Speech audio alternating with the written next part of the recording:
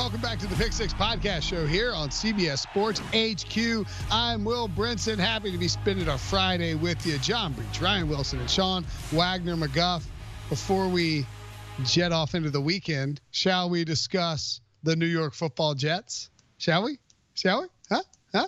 Yeah, I think so. Let's talk about them. They're off season, Sean. I'll kick it off with you and your harsh grading skills. How badly are you going to beat Adam Gase in here? Give me a grade for Gase and Joe Douglas's offseason. I am giving them a D+, which, contrary to what Breach thinks, is a lower grade than I ever got at Cal. Breach, I will send you the receipts if you want the receipts. Actually, I won't. I don't know how to get my transcript. But let's look at what they did. They let Robbie Anderson walk. Robbie Anderson is one of the best deep threats in all of football. He is young. The Jets need good young players for Sam Darnold, and they let him go. And it wasn't like cap space was an issue. They have the third most available cap space right now in the NFL. I don't understand why they let him go. And I think they try to replace him with Brashad Perriman. I think that's a clear downgrade. They really went in on their offensive line. Commendable, because that offensive line was a disaster last year. And that's why Le'Veon Bell had such a terrible season. I don't know how comfortable I am with riding into the season with George Fant as my left tackle protecting my franchise quarterback. So I'm giving them a D+. And look, it's undeniable. The New York Jets are 1 year older as a franchise. That gives them a D+. That is, in fact, undeniable. But again, Sean, you're basing everything on 3 weeks of free agency. There's still a draft. We're going to have a draft. Roger Goodell has promised you a draft in 3 more weeks from now. So they can draft and fill those needs that you're so worried about. George Fant, by all accounts, shouldn't be the starting left tackle, and I would imagine he won't be. They got Connor McGovern, the other center. The other one plays for Dallas, not Joe Looney. Breach. Don't try to take that job from Connor McGovern in Dallas. And they also have Brashad Perriman, who I am fine with as a replacement, a cheap replacement, by the way, for Robbie Anderson. I have no issue with these deals. I gave him a C for sort of hitting the middle point of what they needed to do. They can worry about the rest of the stuff in in the draft and address those other needs. Sean, there are more than 2 letters in the alphabet. C and D are not the only alphabet letters that exist. If you were grading everyone in life, we would all be failing. I give the Jets a B-. Look, I thought the worst part was that they let Robbie Anderson go. That didn't make any sense at all. But Adam Gase always does something that doesn't make any sense. But they did make a couple smart moves. I think one of the most underrated moves of the offseason by any team was them getting Pierre Desir. I didn't know why the Colts let him go. Now they have a really good starting corner to put back in that secondary. They got Brashad Perriman to replace Robbie Anderson. Not necessarily an upgrade, but they did bring someone in. And you know what? They did beef up the offensive line. George Fant is not going to be a great left tackle, but he is serviceable. And then you also have Connor McGovern, Greg Van Roten, 2 guys who are going to start on that offensive line. Did I absolutely love everything they did? I did not, but I liked it enough to give them a B-, not a D+. My goodness, Sean. Again, with this B- thing, what are you doing? Why do you think a B- is a good grade? An A is a good grade. A B- is okay.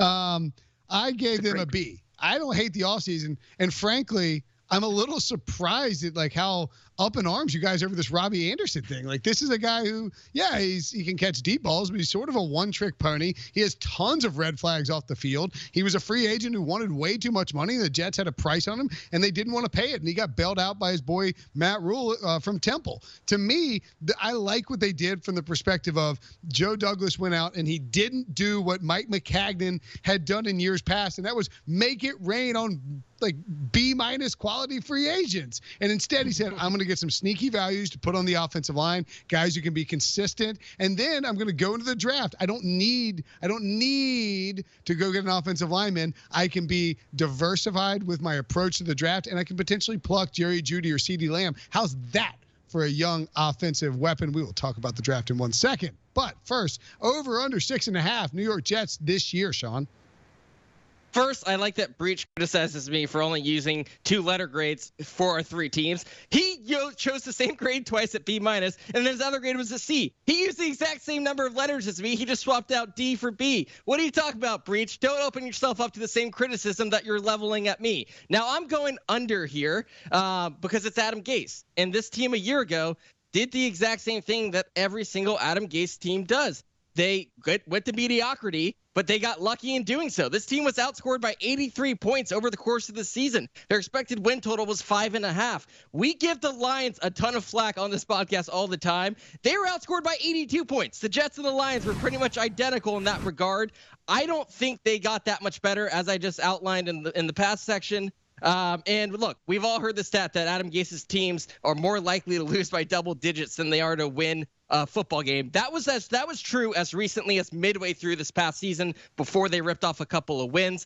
I don't really believe in Sam Darnold fully. I think he still makes the same stupid mistakes that kind of plagued him in college. So I will take the under.